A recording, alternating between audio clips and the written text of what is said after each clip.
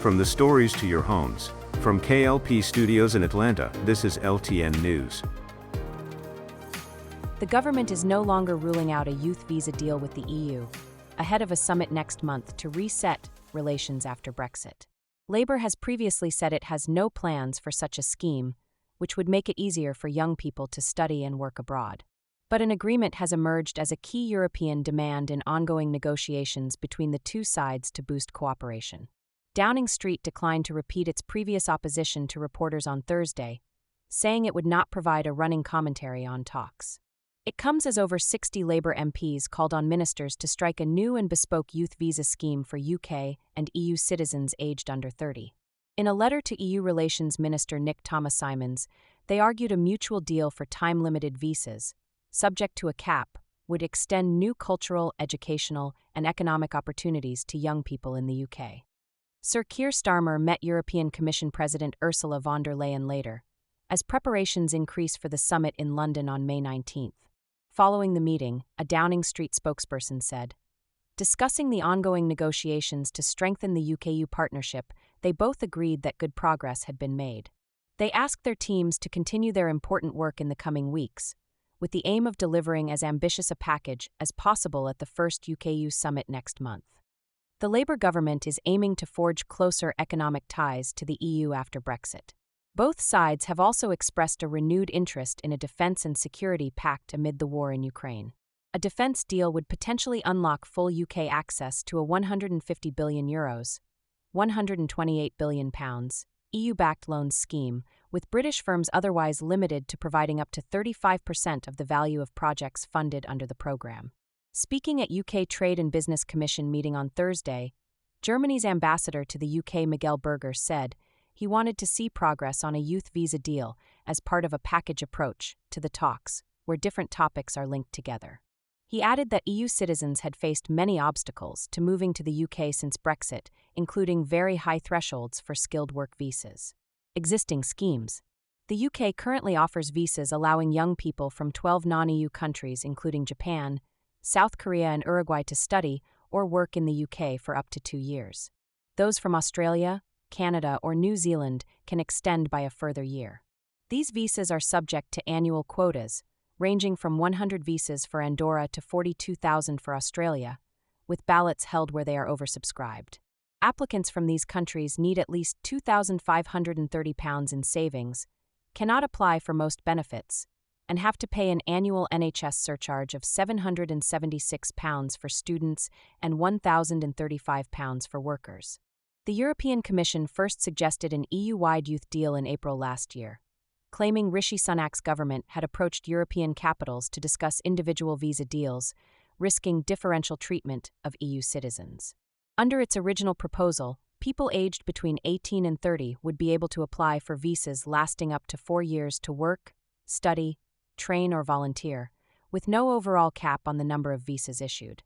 It also said EU applicants should not have to pay the NHS surcharge and should be able to pay the same university tuition fees as British students, rather than the higher fees they have had to pay since Brexit.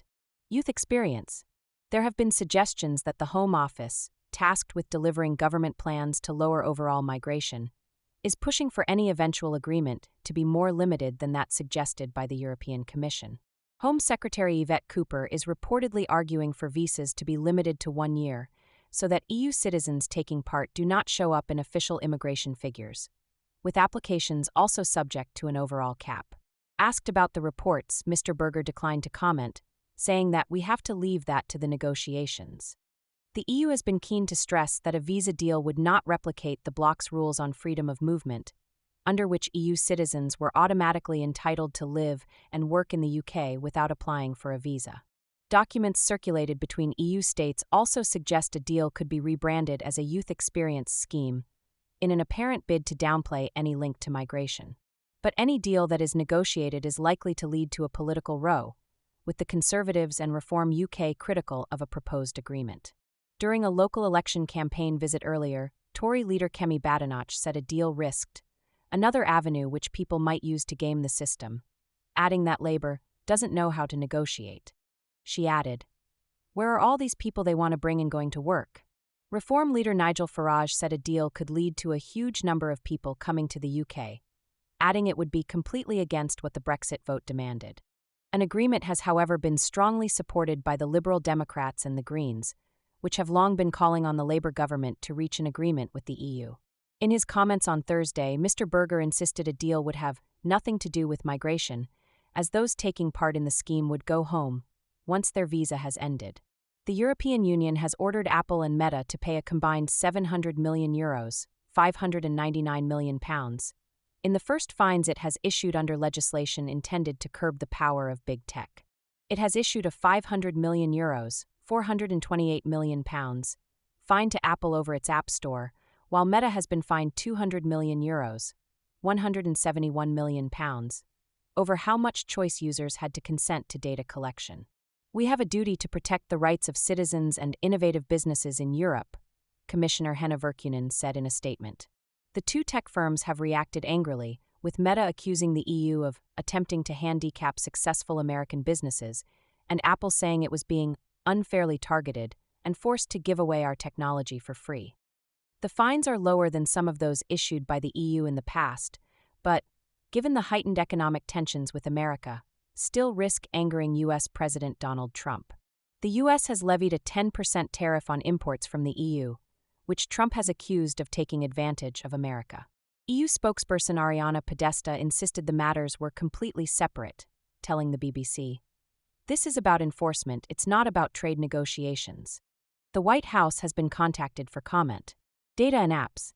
The European Commission, the EU's executive, started both investigations last year under a new law brought in to promote fairness in the tech sector called the Digital Markets Act, DMA.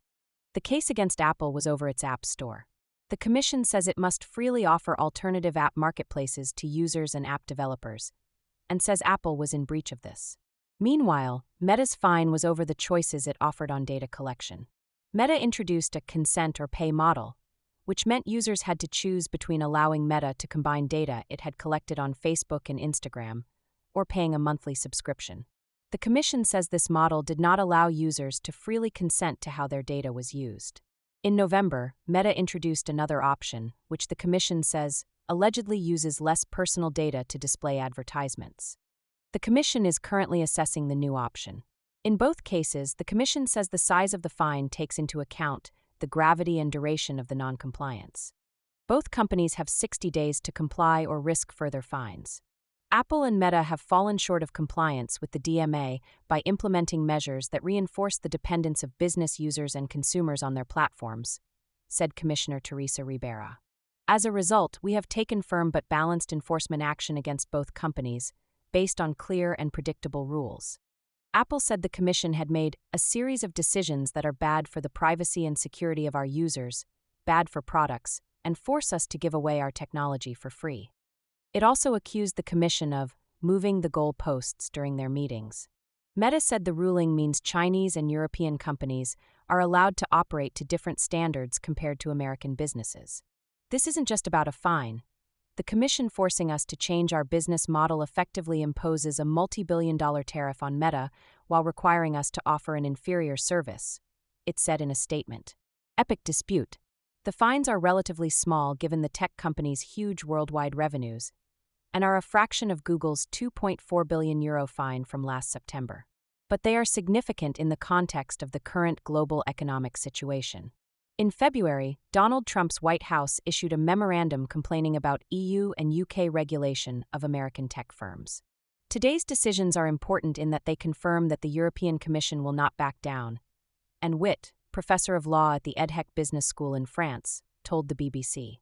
Professor Witt said the disagreement was not so much about substantive antitrust principles, given the U.S. government is itself taking a number of big tech companies to court over alleged monopoly power. They are more about the fact that European institutions are telling U.S. companies how to behave, even if these decisions are limited to have these companies behave on European soil, she added. One company pleased with the ruling against Apple is Epic Games, the makers of Fortnite. They had a long-running dispute over the distribution of their apps on Apple devices. Epic Games chief executive Tim Sweeney said the ruling was great news for app developers worldwide in a thread on X. He urged the U.S. to pass similar legislation, which would allow developers to distribute their apps without using Apple's App Store, which charges fees for using its platform. A US-based think tank, which is partly funded by big tech firms including Apple and Meta, came out against the decision. The Information Technology and Innovation Foundation said the European Commission has made clear that the DMA will be used to extract revenues from U.S. firms even as they continue striving to comply with its strictures. The Commission's actions today will not be well received by the Trump administration, it said. The UK is also investigating big tech companies over alleged monopoly power, after a digital competition law was brought in last year focusing on companies with large market shares. Apple and Google's mobile ecosystems and Google's general search and search advertising services are currently being investigated for potentially having this status, and it is likely that other U.S. tech giants and platforms will face similar investigations in the near future, said Andrew Maxwell, partner at law firm Freeths.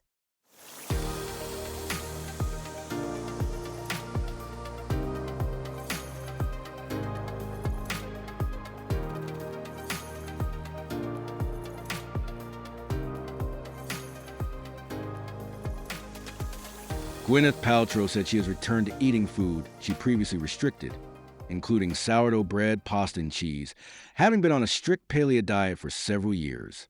The Oscar-winning U.S. actress-turned-health guru has advocated for the benefits of a range of different diets while promoting her lifestyle business.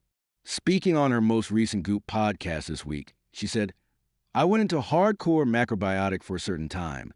That was an interesting chapter where I got obsessed with eating very, very healthily." Paltrow said she got into wellness and food because of her father's throat cancer, but has now broadened out her food choices, strict with it for so long. A paleo diet is based on the idea that if we eat like our ancient ancestors, we'll be healthier and reduce our risk of certain diseases. I really deepened my connection with food and the whole philosophy around macrobiotics, which is essentially just how they eat in the mountains of Japan. So very local, very seasonal, she explained. Lots of fish, vegetables, rice, no dairy, no sugar, etc. The star went on to admit that during that period of time, she might have got a little didactic about it. "I felt so good. I want to share that with my dad, my friends, and family." She said she had become intoxicated by that idea, that if she and her loved ones stayed hydrated and ate whole foods, then we could just feel so much better. 10 things you may not know about carbs. She added she still feels the same way today, to an extent, but that things had gotten a little more complicated as she had gotten older regarding inflammation and health stuff. "It's the reason that Brad and I became paleo a few years ago now, although I'm a little bit sick of it, if I'm honest," she added, with reference to her husband Brad Falchuk, co-creator of the Glee TV series. "I'm getting back into eating sourdough bread and some cheese. There, I said it. A little pasta after being strict with it for so long. But again, I think it's a good template, right? Eating foods that are as whole and fresh as possible. I don't think there is any doctor or nutritionist that would refute that it's a good starting point. Balanced and nutritious diet." Priya Tu, specialist dietitian from Dietitian UK and media spokesperson for the British Dietetic Association, said it was great to hear that Paltrow was adding back into her very restrictive diet. "This is definitely a good thing," she told the BBC. "Carbohydrates are a vital part of our diets, providing fiber, B vitamins, and energy. They are also key for our gut microbiome and also bring taste and enjoyment to meals." It sounds like Gwyneth is moving toward a more balanced and nutritious diet. Considering her realm of influence, it is good to hear that she is finding this a benefit. She added, "Nutrition research shows us that cutting out whole food groups is not good for our overall health. We need diversity and variety to help us meet all our nutritional needs, to bring taste into our diets and prevent boredom and also bring pleasure." Having largely stepped away from Hollywood in recent times to focus on health and wellness, Paltrow is set to make her big screen return opposite Timothée Chalamet in the upcoming sports action movie Marty Supreme. She won the Best Actress Oscar in 1999 for starring in period drama Shakespeare in Love, and also featured in Sliding Doors and a string of later Marvel movies. A horror film made and set in Wales, with an all-Welsh cast, has been released globally across several major streaming services. Aled Owen from Carmarthen is the writer, producer, and director of The Mill Killers, a 100-minute feature film made on a very low budget, which explores the horror of friendship and the lasting impact of peer pressure. It follows a woman who returned to an abandoned mill with her former friends to confront the deadly consequences of her teenage actions. Mr. Owen told BBC Radio Wales Breakfast, "The Mill Killers was a thriller disguised as a horror, inspired by the eerie emptiness of his hometown Carmarthen during lockdown." The indie film, which Mr. Owen produced alongside the Carmarthen-based production company Melon Pictures Ltd., was released on Tuesday in the UK, USA, Australia, and New Zealand. Despite a shoestring budget funded by the cast, crew, and 2 crowdfunding campaigns, The Mill Killers is available across a range of major streaming platforms. Filming was spread across 3 shoots between March 2022 and March 2023 in Carmarthen, Swansea, and Middlesbrough, with the entire film completed in just 15 shooting days. After graduating in 2019 from a Northern Film School in Leeds and working in television in Cardiff, Mr. Owen found himself back at square one when his job ended during the COVID-19 lockdown in 2020. He wanted to create an opportunity for himself and fellow filmmakers and decided to make a feature film on a short film budget. Mr. Owen said The Mill Killers follows the character Rhiannon, who is played by Swansea's Katrin Jones. Rhiannon is haunted by paranoia after being pressured by her friends as a teenager to steal a cash box from a local rural steel mill, which led to the treasurer's suicide. A decade later, the toxic dynamic between the group remains, rooted in habit rather than genuine connection. As they return to the now-abandoned mill to recover the stolen money, the film explores the horror of their friendship and the lasting impact of peer pressure. Mr. Owen said the idea for the film came from a scary place, which is Carmarthen, after he saw the eerily empty streets of his hometown during lockdown, which inspired him to create a story fitting such a haunting setting. The Mill Killers had a successful festival run, beginning at London's Fright Fest in August 2024, and won several awards, including Best Feature Film at the Wales International Film Festival. Mr. Owen added, "Well, it's definitely at the top of my very limited career so far." A young couple from Carmarthenshire have swapped small village life for a global adventure. Finn Goff and Sionade Cray from Nankaredig are the youngest of 5 pairs competing in the 5th series of BBC One's Race Across the World, which starts on Wednesday night. "It was a really good challenge to push ourselves into the deep end," Ms. Cray told Radio Wales Breakfast. "The show will begin at the Great Wall of China and will see teams racing 8,700 miles, 14,000 kilometers, through China, Nepal, and India using only the cash equivalent of airfare, without flights or smartphones, for a £20,000 prize." Despite being together for 5 years, Ms. Cray said they had never really done anything outside of this little relationship in Wales. She initially applied for a race across the world after her mom suggested doing it with her brother, but she did not think that was a good idea. So she asked Finn instead. Mr. Goff, who had never watched the show before, found out they had been selected while in the shower. "I ran downstairs in a towel to answer the call. They said we were in and I couldn't believe it," he said. "You apply for something and just hope for the best, but we didn't actually think we'd get on. But here we are, we've done it, and it was incredible." Ms. Cray said the whole experience was so nerve-wracking but also so exciting, and still felt surreal. The pair were just 18 and 19 when they took on the challenge, which was filmed in October 2024, and Tenerife in the Canary Islands was the furthest they had ever traveled together. Mr. Goff said, "We'd never been outside of Europe together. So to then go somewhere like China, where the language and culture are completely different, it was just us relying on each other for the first time." Ms. Cray described the experience as a huge culture shock, admitting the early days were filled with bickering as they adjusted to the intense demands of the race. She said it was an opportunity to learn more about each other and learn Finn needs space while she prefers to talk things through. "We were a bit naive going in. It was so much harder than we imagined, mentally, physically, emotionally," she added.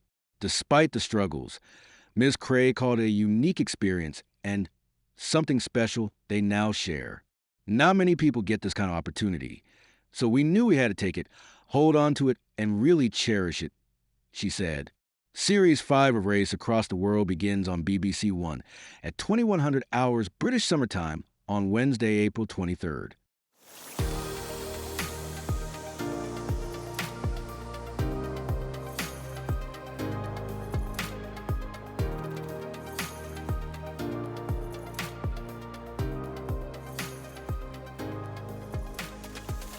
Chris Brooksmith, 28, used to live in fear of dying from eating even the smallest trace of peanut.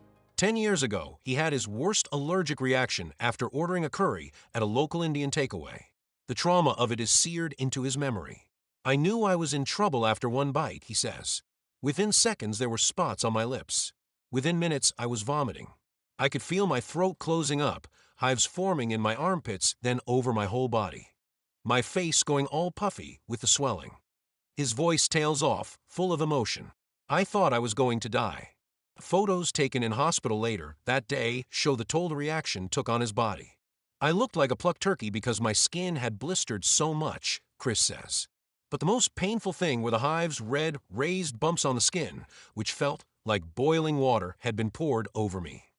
Trying to avoid peanuts, one of the most common food allergies, has been a way of life for Chris and millions of other adults with a serious allergy. Eating out, going to social events, and traveling abroad are all fraught with anxiety. As many as 1 in 200 adults and 1 in 50 children have a nut allergy, charities say. Some children grow out of their allergies, but many don't, and they continue into adulthood, often getting worse. An allergic reaction occurs when the body reacts to the protein in peanuts, thinking it's a threat, which triggers a sudden release of chemicals. Symptoms can range from the mild to very serious. Chris's allergy first came to light as a baby when he developed a rash as his mom made peanut butter sandwiches. Each reaction since has been worse than the one before, which means he's become accustomed to living every day, on high alert hoping nothing bad happens. Activities such as going out with friends or eating in restaurants, which should be enjoyable, turned into stressful, potentially life-threatening experiences. Despite a love of travel, Chris avoided going to countries where peanuts are commonly used, like Southeast Asia, after 3 allergic reactions on a trip to Italy. As Chris grew up, his family constantly worried about him. But then his mum heard about a clinical trial at Guy's and St. Thomas, NHS Foundation Trust, and King's College London that would change her son's life. It would test whether adults like Chris with serious peanut allergies could be desensitized by training their bodies to tolerate the very thing that could kill it, calming down the immune system when it would usually overreact. Despite being really nervous, Chris agreed to sign up. Under the watchful eye of doctors, Chris started by eating a fraction of a milligram of peanut powder mixed with yogurt. Over many months, the amount of peanut was gradually increased, slowly building up to Chris eating fractions of nuts and, finally, whole nuts. By the end of the 9-month study, 14 of the 21 patients could eat the equivalent of 5 peanuts without having allergic reactions, including Chris. Professor Stephen Till, who led the research, says the treatment has potential to have a real impact on patients' lives. Most severe reactions occur because of mistakes, usually by somebody else, and miscommunication. So it provides them with some protection against that. They've taken control, if you like, of their peanut allergy now. The method, called oral immunotherapy, is already proven to work for allergies to pollen, wasp, and bee stings. It's only been used on food allergies in the last 20 years, and mostly in children whose immune systems are still developing. Adult allergies are thought to be harder to shift. Peanut allergy is very common in children and almost never goes away, says Professor Till. Those young people are going to become adults, so we need treatments for adults too. This trial, published in the journal Allergy, shows adults with serious allergies can increase the amount of peanut they can tolerate by 100 times. Chris, who lives in Northamptonshire, had no idea how he would react to even the slightest trace of peanut. Increasing that dose, willingly, every day was something he couldn't imagine. The first time I went there and I ingest this stuff, my heart's going a million miles an hour, he says. The big jump in fear was going from peanut dust to half a whole nut. But he was reassured by having a team of doctors and nurses present, with drugs such as adrenaline standing by in case of severe, life-threatening reaction. You've got 100 eyes on you, nothing is going to happen. However, experts stress no one should try this at home on their own because of the risk of a serious allergic reaction occurring. Not everyone who tried the treatment was desensitized, and larger trials in more people will have to work out why that is. For some people there were reactions and we had to slow down or go back a step, explains Professor Till. But the message is that you can desensitize adults to peanuts, and there should be more focus on adults in the future. Being able to eat peanuts safely had a huge impact on the lives of those who took part, the researchers say. It has given them freedom to travel, reduce their anxiety when eating out, and remove their fear of food. How to develop this into a practical treatment on the NHS is more of a challenge. First, larger trials are needed to prove it can work for more people. And researchers are looking at whether putting drops of peanut in solution under the tongue could be a safer way of achieving the same end result. Chris now eats 4 peanuts every morning with his breakfast granola to keep his allergy at bay, as recommended by his doctors. He's grateful for having had the opportunity to take part in the trial and hopes many others with serious peanut allergies can also benefit from the treatment. While he admits he still hates the flavor of peanuts, he says knowing he can now eat something that once sent his body into nuclear meltdown has changed his life. It's a wonderful feeling, Chris says. I'm no longer afraid of dying. A mother of 2 who was helped by a rehabilitation organization said she is overrun with gratitude now her life is back on track. Sophie, not her real name, was referred to one of the Nelson Trust's women's centers in Gloucestershire 7 years ago to address her drug addiction, poor mental health, and trauma. Having recovered, she now works permanently at the Trust as part of a team offering support to approximately 4,000 women a year who access its centers across the West and Wales. Every woman deserves opportunity, and if my hands being held out to that woman is enough, I'll continue to do what I do, Sophie said. The Nelson Trust was founded in Brimscombe in 1985 as a residential rehabilitation center for men and women struggling with drug and alcohol abuse, before expanding to 4 treatment centers in Stroud and 9 women's centers in 2010. The Trust launched an informed, gender-responsive approach after staff at the rehabilitation center realized that a lot of women who were seeking treatment had significant histories of trauma. They also found that much of the trauma was linked to domestic abuse, and some mothers may have had their children removed from their care. Sophie was referred to a women's center after serving a prison sentence. At that point, she said she knew enough was enough and she had to change. Although she struggled to trust women, she credited her key worker for aiding her recovery. It was the first time I was looked at as a human being, she said. I'm now able to work with women and do what my key worker did for me, which is hold my hand and say I know a way out. Attendees at the women's centers are offered food and essential items, social opportunities, arts and crafts therapy, and support from specialist organizations across the county. Nikki Gould, Director of Women's Services, said the launch of the women's centers was in 2010 really successful and retention rates of clients shot up. It's really heart-wrenching and also empowering knowing the difference that the women's centers make, she said. We need a women's center in every single town. Every woman that needs access to a women's center should have the opportunity, Ms. Gould added. A Gloucestershire MP who made a humanitarian trip to Ukraine to deliver aid has been banned from entering Russia. Cameron Thomas, Liberal Democrat MP for Tewkesbury, went to Kyiv for the 3rd anniversary of the war and previously told the BBC that delivering essential medical aid was an emotional experience. Mr. Thomas is one of 15 MPs and 6 members of the House of Lords named on a Russian stop list, according to a statement issued on Wednesday by the Ministry of Foreign Affairs of the Russian Federation. While the MP said the ban has not made any immediate changes to his travel plans, it has given him the greatest possible endorsement of his parliamentary activity. In a statement, Russia cited the UK's confrontational stance towards Moscow as its reason for barring the politicians. The comprehensive nature of the anti-Russian sanctions imposed by the United Kingdom and the hysterical statements of British officials indicate that London does not intend to abandon its choice in favor of an open confrontation with Russia, the Foreign Ministry said. Mr. Thomas explained the statement included some of the things mentioned by him and other MPs in Parliament.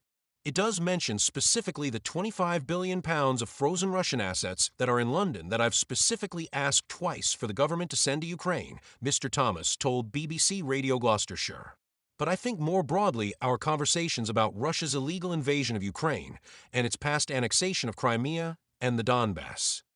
Mr. Thomas said that his visit to Ukraine, which saw him cross the border from Poland to Lviv before traveling to the east of the country, opened his eyes to the devastation that has unfolded over 3 years of war.